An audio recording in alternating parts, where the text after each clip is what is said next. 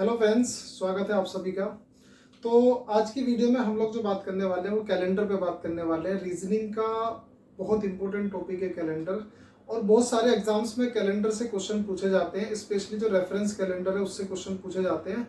और कैलेंडर पढ़ने के बाद ना आप ये भी बता पाएंगे कि जैसे आज कोई भी पर्टिकुलर डेट पे कोई भी डे है तो वो क्यों है। 15 अगस्त 1947 को क्या था, आपका बर्थ डे जो था उस दिन कौन सा दिन था।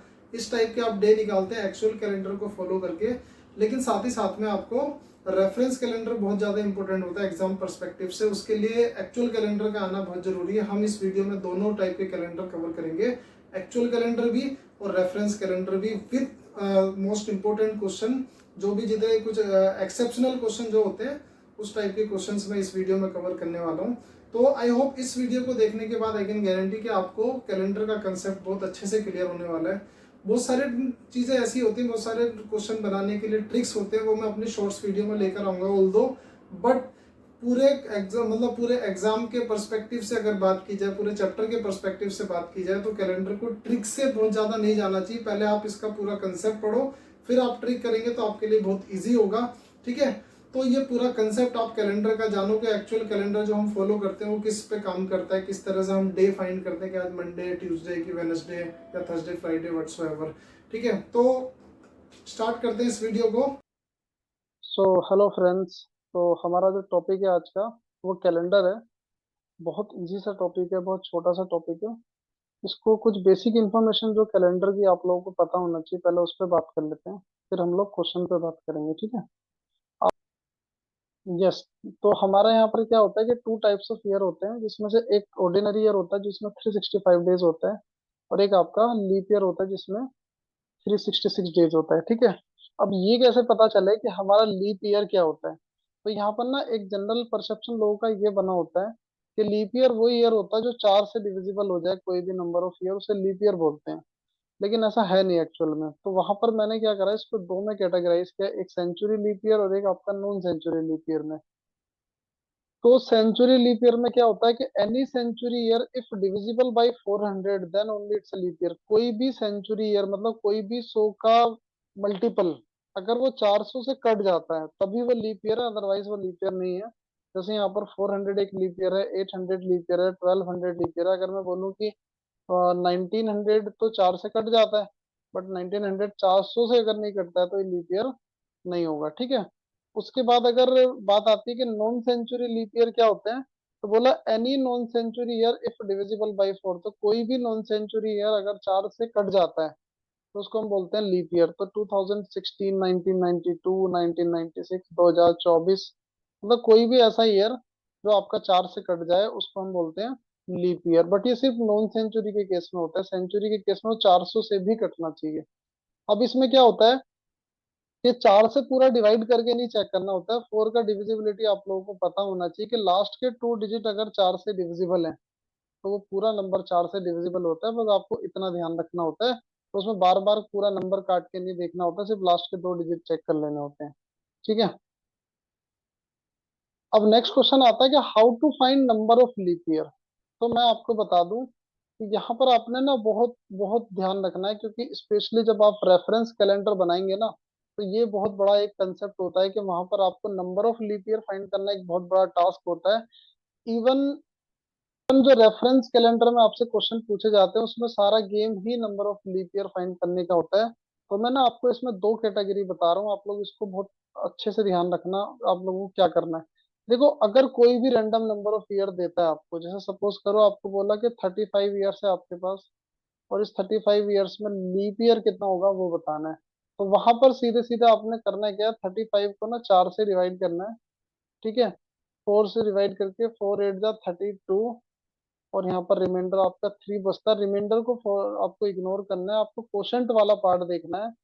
तो क्वोशंट इसमें कितना आ रहा है, 8। तो आप बोल सकते हो कि 35 साल में 8 नंबर ऑफ लीप ईयर है।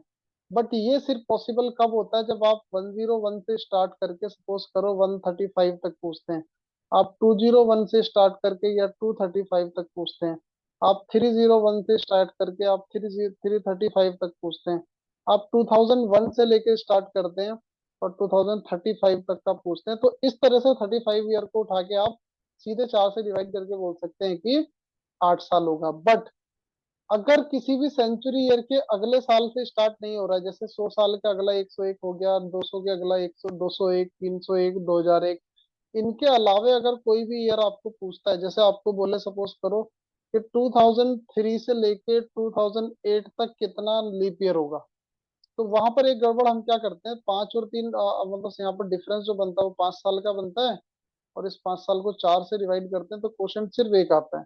तो वहां पर नंबर ऑफ लीप ईयर हम एक बता देते हैं इस मेथड से। बट ये मेथड यहाँ पर आके गलत हो जाता है जब आपको इन बिटवीन कहीं रैंडम नंबर ऑफ ईयर दिया होता है, बीच में से कहीं से भी उठा के पूछ दिया, तो वहां पर आपने करना क्या होता है, वहां ना आप काउंट करना होता है। आप इसमें देखोगे ना कि 2004 इसमें लीप ईयर है और 2008 भी इसमें लीप ईयर है। तो नंबर ऑफ लीप ईयर अगर आपको पूछा जाता है तो यहाँ पर टोटल कितने होते हैं, 2 बनते हैं। इवन अगर इसको मैं 2009 बना दूं कि 2003 से लेके 2009 तक अगर आगे आपको पूछता है तो टोटल 6 साल बनता है, 6 को आप 4 से डिवाइड करते हो तो क्वेश्चन एक आएगा। तो ये गलत हो जाता है यहाँ पर। तो वहां पर आपने करना क्या होता है कि पहले 2004 लेना होता है और 2004 के बाद 2008। अब कुछ लोगों का क्वेश्चन होता है कि सर ये तो ठीक है, 2004 और 2008 तो ले लेंगे, छोटा नंबर है, बट अगर इस तरह से बड़ा डिफरेंस हुआ तब क्या करना है। तो जैसे अगर आपको बोला 1947 से लेके और 1993 तक कितना लीप ईयर है, तो वहां पर आपने करना क्या है, इस 47 को पहले एक ऐसे साल तक लेके जाना है जो एक लीप ईयर हो। तो 1947 के बाद लीप ईयर कब होता है, 1948। अब 1993 में से 1948 को आपको माइनस करना है, जो डिफरेंस बचेगा वो आपका बचेगा 40 का, वो बचेगा 45 ईयर का। अब आप इसको 45 ईयर को डिवाइड करके बोल सकते हैं 4 से कि इसमें 11 लीप ईयर होंगे, क्योंकि क्वेश्चन 11 आएगा और एक 1948 वाला। तो total number of leap year वहां पर कितने हो जाएंगे, 12। ठीक है, तो ये बहुत ध्यान रखना है, खासकर रेफरेंस कैलेंडर में क्वेश्चन आपके इसी वजह से गलत होते हैं। तो जब क्वेश्चन आएगा मैं तब भी आपको बताऊंगा, तो आपको इस तरह से ध्यान रखना है।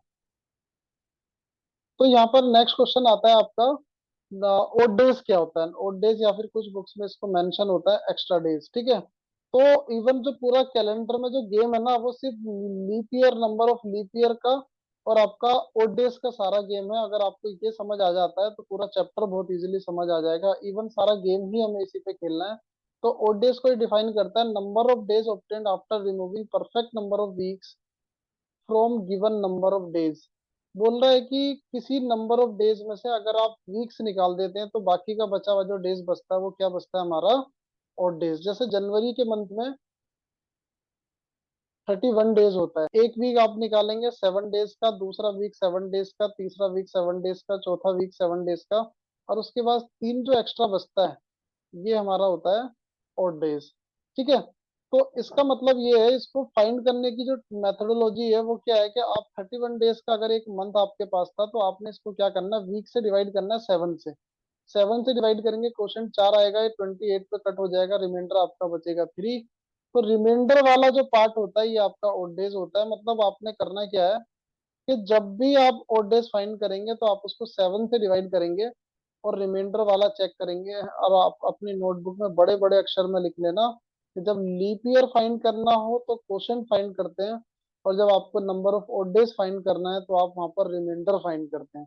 ठीक है, तो इसका मतलब ये हुआ कि अगर 365 को अगर आप लोग 7 से डिवाइड करते हैं, तो 7 से डिवाइड करेंगे तो 7 5 जा 35, यहाँ रिमाइंडर 1 बचेगा, ये 5 उतार लेंगे, और 7 2 जा 14, और रिमाइंडर लास्ट में बचता है 1। तो आप ये कह सकते हैं कि एक ऑर्डिनरी ईयर में कितना ओड डे होता है, एक ओड डे होता है। तो एक 365 डेज वाले ईयर में कितना ओड डे हो गया, 1 ओड डे। और ऑन दी अदर हैंड अगर आप लीप ईयर की बात करेंगे जिसमें 366 डेज होता है आपका टोटल, उसमें आपका 2 odd days होता है। ठीक है, सिर्फ ये डेरिवेशन आपको ध्यान रखना है। और इसके अलावे आप क्वेश्चन को अप्रोच कैसे करना है, किस तरह से आप क्वेश्चन को लेकर चलेंगे, उसका कुछ मैं आप लोगों को बेसिक बताता हूँ। देखिए, क्वेश्चन पे पहुंचने से पहले सबसे पहला काम आपने करना है क्या है, आपको number of odd days find करने 100 साल में। क्योंकि प्रॉब्लम पता है क्या होता है, जैसे आज की डेट में मैं ये जो वीडियो बना रहा हूँ वो बना रहा हूँ मैं 18 जुलाई 2023 को।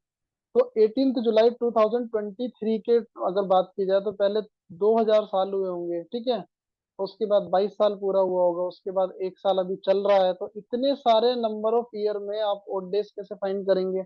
और ओड डेज के बिना आप डेट नहीं बता सकते, किसी भी उसमें मतलब किसी भी डेट का आप डे नहीं बता सकते हैं। तो उसके लिए मैं एक डेरिवेशन आपको 100 साल का बता रहा हूँ, और उस 100 साल से आप जो है बहुत इजीली क्वेश्चन तक पहुंच पाएंगे। तो आपने करना क्या है, 100 साल में ओड डेज फाइंड करने कितने होते हैं, तो उसको ना कैटेगराइज करो कि नंबर ऑफ लीप ईयर कितना होता है उसमें और ऑर्डिनरी ईयर कितना होता है। तो मैं अलग अलग इसको कर ले रहा हूँ, लीप ईयर को अलग कर लेते हैं, ऑर्डिनरी ईयर को अलग कर लेते हैं। अब देखो यहाँ एक बात ध्यान देना कि 100 को लीप ईयर निकालने के लिए हम क्या कर रहे थे, हम 4 से डिवाइड करते थे। 4 से डिवाइड किया तो क्वेश्चन आया 25। 25 का मतलब ये हुआ कि 4 के 25 मल्टीपल है 100 में। तो ये इस तरह से होता है, 4 8 12 और ऐसे करते करते लास्ट में जाके 96 और 100 पे जाके ये फिनिश हो जाता है।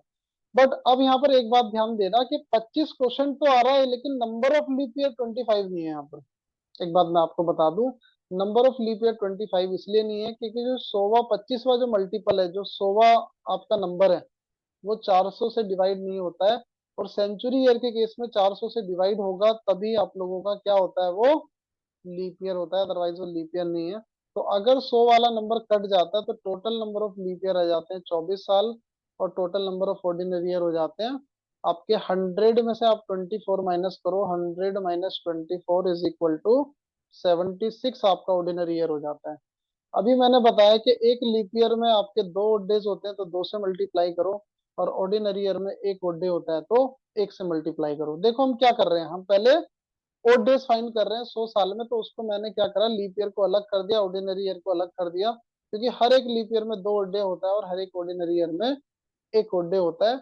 अब इसको हमने करना है क्या है, नंबर ऑफ डेज आपके कितने हो जाते हैं यहाँ पर, 48 हो जाते हैं, और यहाँ पर नंबर ऑफ डेज आप लोगों के 76 हो जाते हैं। आपने इसको 7 से डिवाइड करना है, आपका रिमाइंडर 6 बचेगा, यहाँ भी 7 से डिवाइड करना है, रिमाइंडर आप लोगों का 6 बचेगा।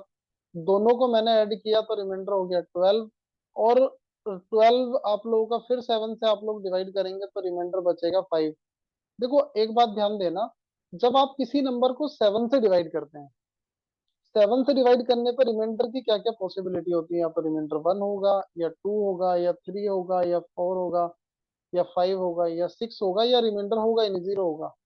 तो वहां पर आप लोगों ने एक चीज ध्यान देना है कि जब जब आपके नंबर ऑफ ओड डेज 6 से ज्यादा आएगा, तब तब आप उसको 7 से डिवाइड करके वहां पर रिमाइंडर चेक करते हैं। तो जैसे यहाँ 12 हुआ, 12 को 7 से डिवाइड किया, आपका रिमाइंडर बचा 5। तो अब यहाँ पर आपको ये पता चल गया कि 100 साल में, अब इधर टेबल पे आ जाइए, कि 100 साल में कितने ओड डेज होते हैं, 5।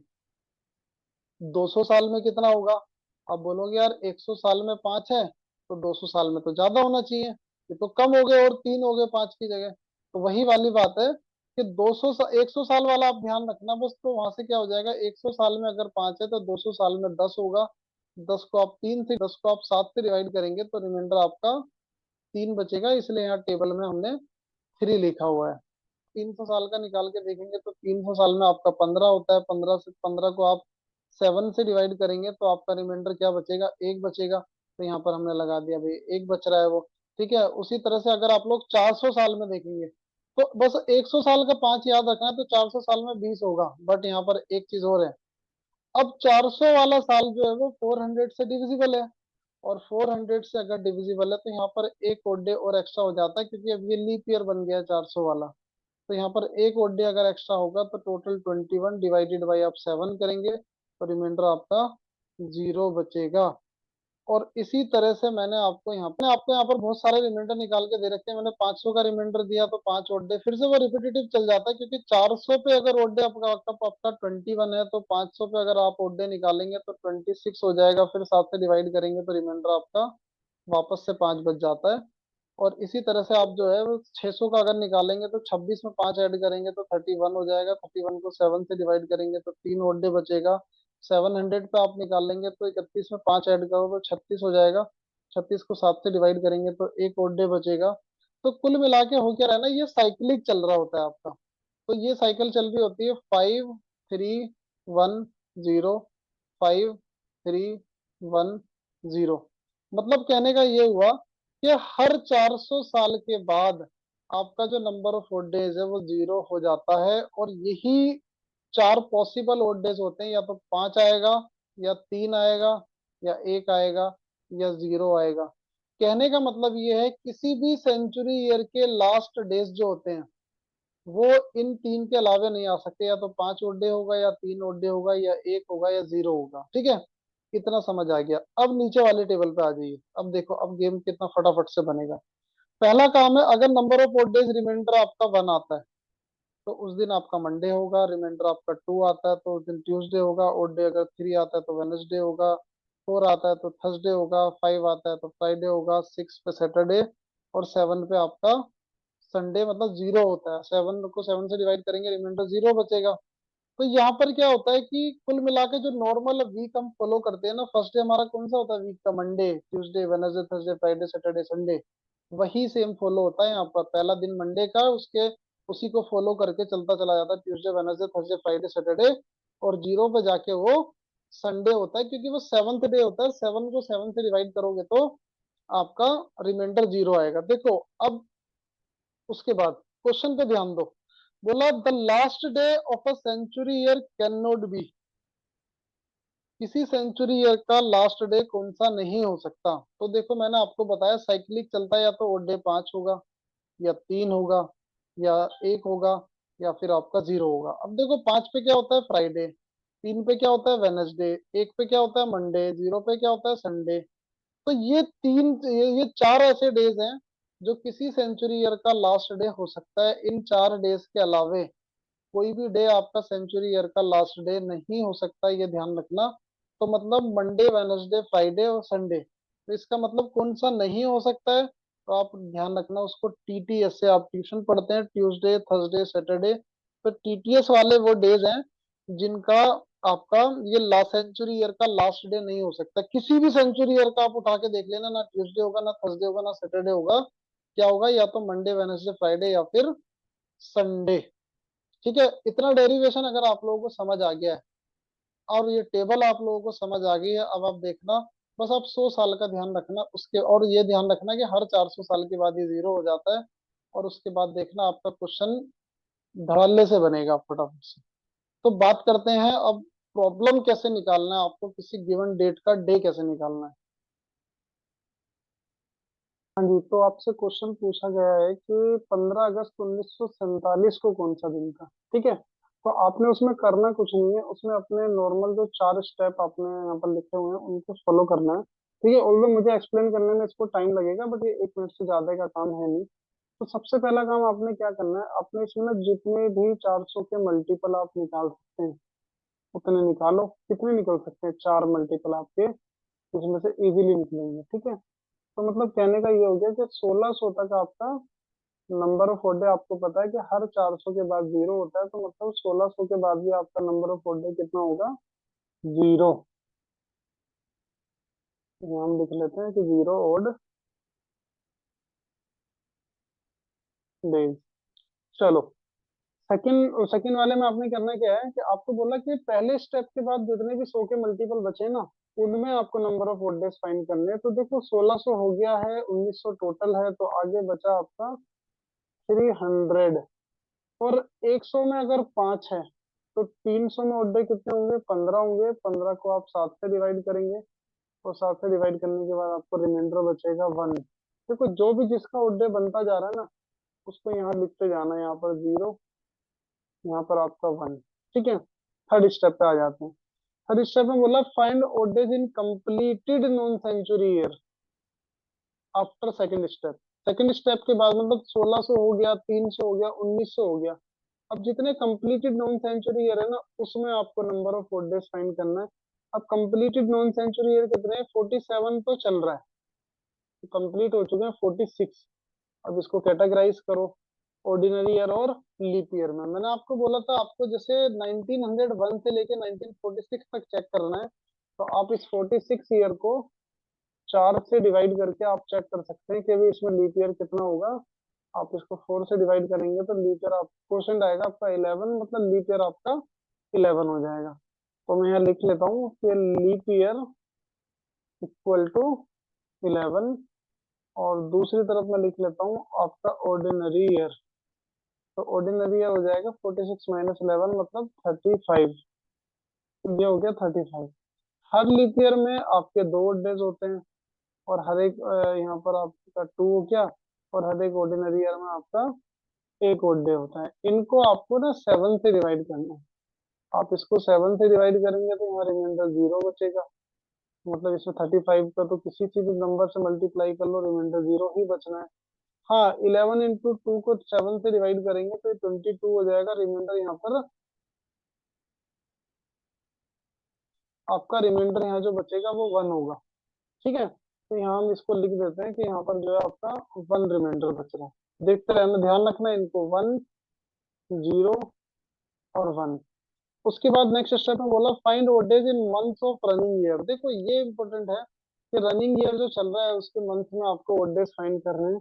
तो हमें लिखते जा रहा हूँ कि जनवरी के मंथ में फरवरी आपका, फिर उसके बाद मार्च, अप्रैल, मई, जून, जुलाई एंड अगस्त। ठीक है, जनवरी में आपका 31 डेज, फरवरी आपका 1947 ऑर्डिनरी ईयर होता है तो फरवरी में आपका 28 हो जाएगा। मार्च में आपका 31, अप्रैल में आपका 30, मई में आपका 31, जून में आपका 30, जुलाई में 31, और अगस्त में 31 नहीं करना है, सिर्फ 15 करना है क्योंकि 15 ही दिन हुआ है। ठीक है, इन सबको 7 से डिवाइड करो। 7 से डिवाइड करने के बाद जो आपके पास रिमाइंडर बचेंगे वो इसमें ये वाला रिमाइंडर 3 होगा, यहाँ रिमाइंडर 0 होगा, यहाँ पर रिमाइंडर आपका 3 होगा, यहाँ रिमाइंडर 2 होगा, ये रिमाइंडर 3 होगा, यहाँ रिमाइंडर 2 होगा, ये रिमाइंडर 3 होगा, और ये 1 होगा। इन सबका सम करो, 3 प्लस 3 6 2 8 3 11 2 13 3 16 1 17, तो टोटल रिमाइंडर हो गया 17। 17 को आप फिर से 7 से डिवाइड करेंगे क्योंकि रिमाइंडर आपका 6 से ज्यादा होना नहीं चाहिए, तो यहाँ रिमाइंडर आपका बचेगा 3। 14 पे ये कट जाएगा और आपका टोटल रिमाइंडर जो बचेगा वो 3 होगा, तो यहाँ इसको लिख लेते हैं हम 3। ठीक है, तो अब फर्स्ट स्टेप से लेकर लास्ट स्टेप तक जितने भी टोटल नंबर ऑफ रिमाइंडर बचे उनको ऐड करो। कितना हो गया, 1 प्लस 1 और प्लस 3 5 हो गया टोटल।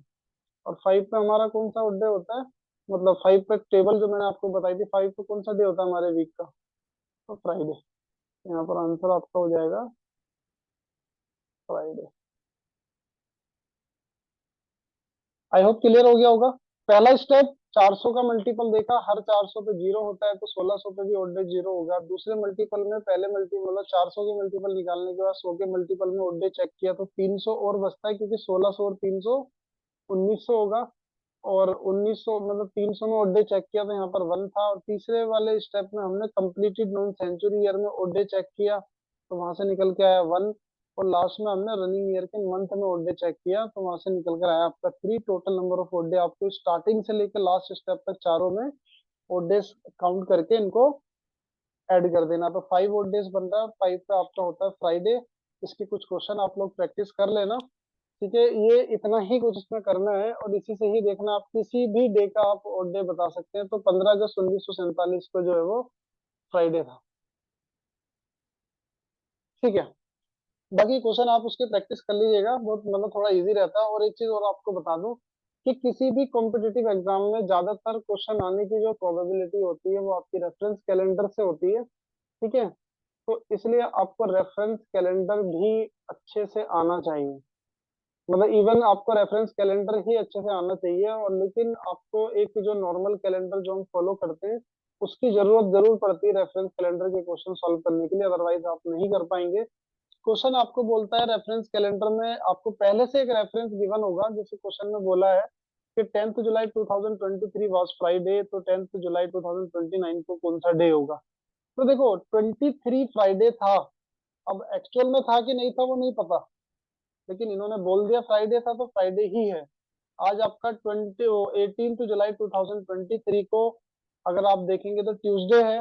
बट अगर इसने ट्यूसडे को फ्राइडे बोल दिया, सैटरडे बोल दिया, थर्सडे बोल दिया, जो भी बोला, वो है, ठीक है, तो वो आपको मान के चलना है कि ऐसा है।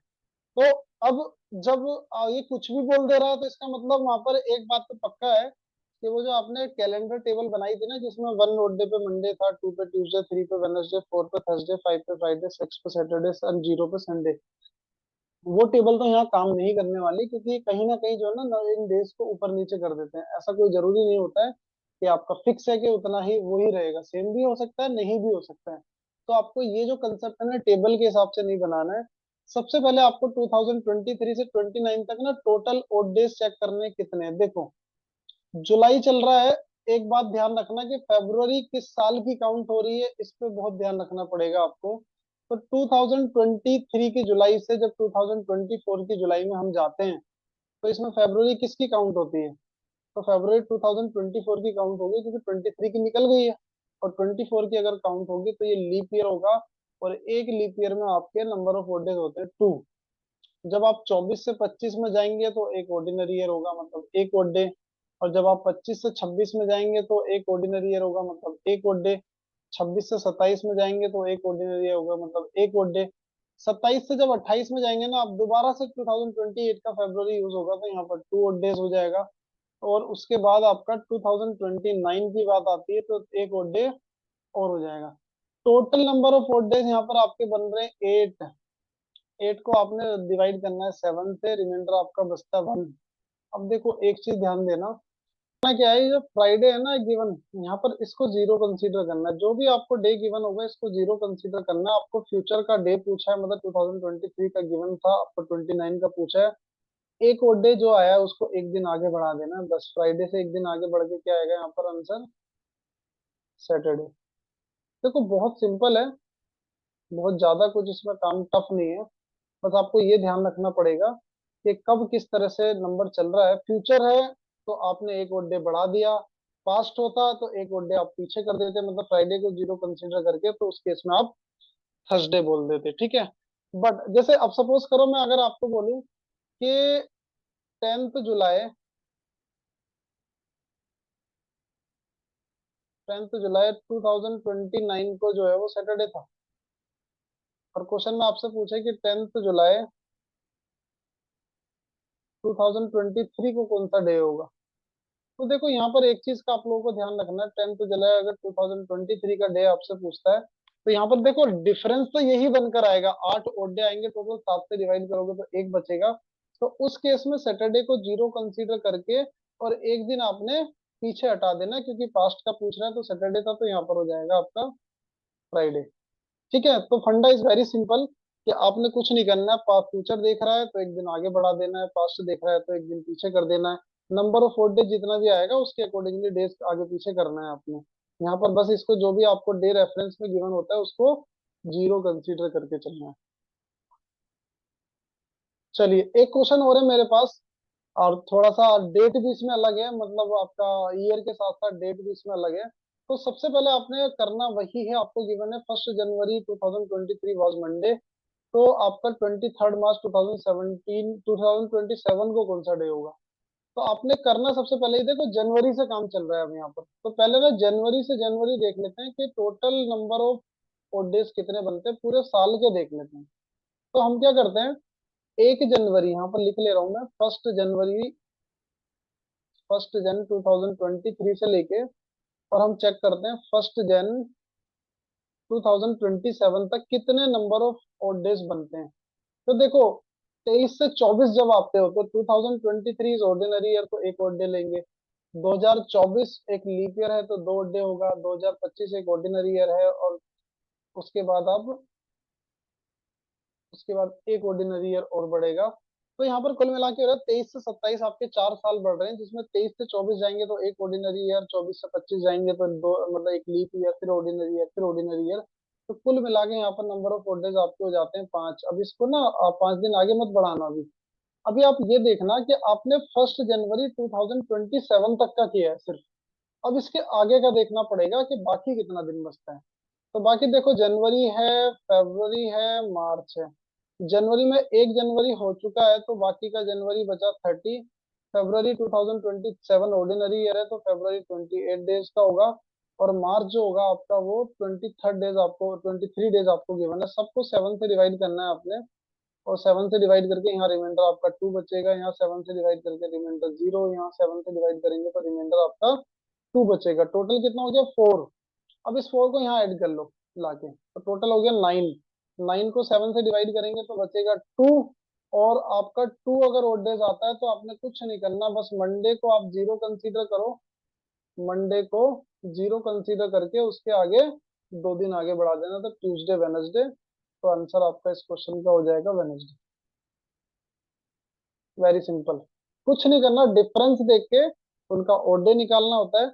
और ओड डे निकाल के आपको बस जितने दिन आगे बढ़ाना है तो आगे बढ़ा दो, पीछे करना है तो उसको पास्ट में ले जाके पीछे कर दो। जो रेफरेंस में गिवन है उसको बस 0 रखना होता है। यहाँ टेबल काम नहीं करती, जो मैंने आपको वीक वाली टेबल बताई। तो इसमें एक टाइप का क्वेश्चन होता था, calendar for the year 2007 will be same for the year.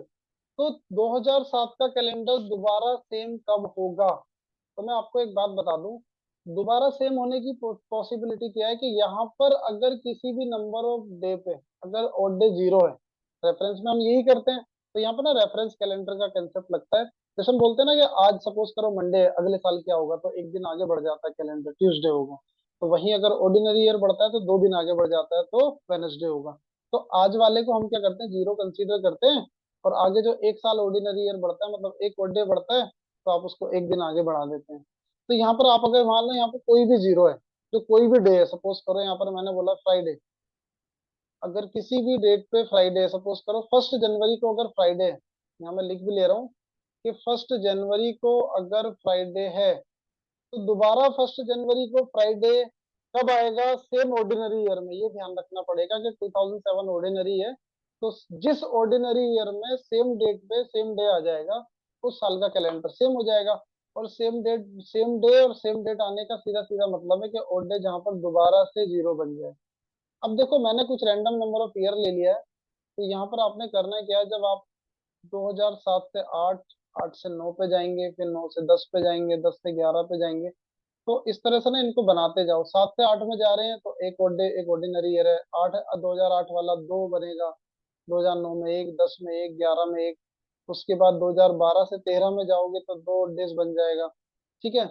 13 से जब 14 में जाओगे तो एक बनेगा, 14 से 15 में जाओगे तो एक बनेगा, 15 से 16 में जाओगे तो एक बनेगा, 16 से सॉरी 15 से 16 में एक बना, 16 से 17 में आपका 2 बनेगा, और 17 से 18 में एक बनेगा। देखो मैंने वैसे रैंडमली लिख लिया, आपको इतना कुछ लिखने की जरूरत नहीं। आप यहाँ पर ये चेक करना कि कब नंबर ऑफ डेज आपके 7 हो रहे हैं, और अगर 7 नहीं होते हैं तो 14 होंगे, 14 नहीं होते हैं तो 21 होंगे। 21 की नौबत आती नहीं, 14 पर काम हो जाता है। तो यहाँ से ओड डे गिनना शुरू करो। ये हो गया आपका 1 + 2 3, और 3 6, और इसमें 2 ऐड हुआ तो सीधा 8 हो गया, 7 नहीं बना। मतलब अगर यहाँ 7 बन जाता तो 2012 वाला कैलेंडर सेम हो जाता। वो वैसे भी नहीं होता क्योंकि वो लीप ईयर है, मतलब अगर किसी और ईयर में जहाँ 7 ओड डेज बन जाते वहाँ कैलेंडर सेम हो जाता, लेकिन 7 ना बन के ये 8 बना। तो 8 में फिर से ऐड करना शुरू करो, 8 और एक 9, और एक 10, और एक 11, और 2 13, और एक 14। तो 2018 में जाके ये 14 आपके टोटल हो गए। 7 से आपने डिवाइड किया तो रिमाइंडर बचा 0। 0 का मतलब क्या है कि यहाँ पर जो भी डे होगा यहाँ पर भी वही डे सेम आ जाएगा। तो अगर सेम डे है तो आप बोल सकते हैं कि 2007 का जो कैलेंडर है वो दोबारा से 2018 में सेम होगा। जी नेक्स्ट क्वेश्चन है, विच 2 month in year have the same calendar. में कुछ एक्सेप्शनल जो क्वेश्चन है ना कैलेंडर के चैप्टर में वो करा रहा हूँ आप लोगों को, ठीक है। बाकी क्वेश्चन आप कर लीजिएगा, बहुत सिंपल है। मैंने 2 ही चीजें बताई, एक्चुअल कैलेंडर के क्वेश्चन कोई डेट आपको गिवन होगी उसका डे निकालना है, और रेफरेंस कैलेंडर के क्वेश्चन यही होता है। और बाकी जो कुछ एक्सेप्शनल क्वेश्चन है मैं उनकी बात बता रहा हूँ आप लोगों को, ठीक है। बोलता है कि साल के किस 2 महीने का कैलेंडर एक जैसा होता है। तो यहाँ पर ऑप्शन है अक्टूबर दिसंबर, अप्रैल नवंबर, और जून अक्टूबर, और अप्रैल जुलाई। तो आपने करना क्या है, जैसे अक्टूबर दिसंबर गिवन है ना, तो अक्टूबर, नवंबर और दिसंबर लेना है आपने, ठीक है। मतलब इवन दिसंबर भी नहीं लेना है आपने, सिर्फ नवंबर तक लेना। तो अक्टूबर में आपका नंबर ऑफ डेज जो होता है वो होता है 31, और नवंबर में होता है 30। दोनों को ऐड करना, अगर ये 7 से डिवाइड होता है तो दिसंबर का कैलेंडर दोबारा से अक्टूबर के सेम पे आ जाता है। अगर नहीं हो रहा है तो पहला ऑप्शन कैंसिल। दूसरे में आ जाओ, अप्रैल नवंबर। तो आपने वहां क्या क्या लेना, अप्रैल, मई, जून, जुलाई, अगस्त, सितंबर, अक्टूबर और नवंबर। ठीक है, इवन नवंबर तो कैंसिल करना ही था हमें, तो नवंबर तो लेना ही नहीं है। तो वहां पर क्या करोगे, अप्रैल में आपका 31 डेज, सॉरी अप्रैल में 30, मई में 31, जून में 30, जुलाई में 31, अगस्त में आपका 31, सितंबर में 30, अक्टूबर में 31। और उसके बाद इन सबको ना ऐड करके आपने 7 से डिवाइड करना है, और ऐड भी नहीं करना चाहते हैं आप तो इन सबको ना पहले 7 से डिवाइड कर लो। और पहले 7 से डिवाइड करने के बाद रिमाइंडर चेक कर लो, यहाँ 2 बचा, यहाँ रिमाइंडर 3 बचा, यहाँ 2 बचा, यहाँ 3 बचा, यहाँ 3 होगा, यहाँ 2 होगा, यहाँ 3 होगा। टोटल कितना हो गया, 3 2 5 और 2 7 और 3 10 3 13 और 2 15 और 3 18। तो टोटल रिमाइंडर 18 है, मतलब ये 7 से डिविजिबल तो नहीं है, तो ये भी ऑप्शन कैंसिल आउट हो गया। उसी तरह से आप ऑप्शन सारे चेक करेंगे, तो ये जो डी वाला ऑप्शन है अप्रैल जुलाई वाला, मैं डायरेक्टली उसको कर दे रहा हूँ। तो अप्रैल, मई और जून को आपको चेक करना, जुलाई नहीं करना, सिर्फ जून को। तो अप्रैल में आपका 30 डेज, मई में 31 और जून में 30 डेज। टोटल आप तीनों को ऐड करेंगे तो 91 हो जाएगा। और 91 को अगर आप लोग 7 से डिवाइड करेंगे तो ये एग्जैक्टली डिविजिबल होता है। और अगर ये एग्जैक्टली डिविजिबल है तो उस केस में आंसर आपका डी हो जाता है। तो अप्रैल और जुलाई के कैलेंडर जो है वो सेम होंगे। चलिए नेक्स्ट क्वेश्चन है, आपको बोलता है, ये बहुत कॉमन क्वेश्चन है और बहुत नॉर्मली एग्जाम में पूछ लेता है। तो maximum gap between two successive leap years can be, दो सक्सेसिव लीप ईयर के बीच में मैक्सिमम गैप कितना हो सकता है। देखो आपको पता है 4 साल तो होता ही होता है, बट कई बार 8 साल भी होता है। जैसे मैंने आपको सबसे स्टार्टिंग में वीडियो के बताया था कि 96 होता है, उसके बाद 100 होता है, 100 के बाद 104 भी लीप ईयर होगा, एक 4 का मल्टीपल होगा। मतलब हम लोग बना रहे थे ना, 92, 96, 100, 104, 108, ये 4 के मल्टीपल है। अब देखो 96 के बाद 100 वाला लीप ईयर नहीं होता है, क्योंकि 400 से डिविजिबल नहीं है, सीधा 104 पे जाके लीप ईयर होता है। तो अब यहाँ पर गैप कितना हो गया, 8 साल का हो गया। तो आप बोल सकते हैं maximum gap between two successive leap years is 8 years. तो 8 साल का वहां पर। चलिए उसके बाद ये क्वेश्चन ना वर्ड प्रॉब्लम में आके बनता है। तो वर्ड प्रॉब्लम में बोलता है, उमंग वाज बोर्न ऑन 2 अप्रैल, उमंग का बर्थ हुआ 2 अप्रैल 1992 को, और उस दिन ना थर्सडे था। तो आप यहाँ पर लिख लो कि भाई 2 अप्रैल, 2 अप्रैल 1992 वॉज थर्सडे।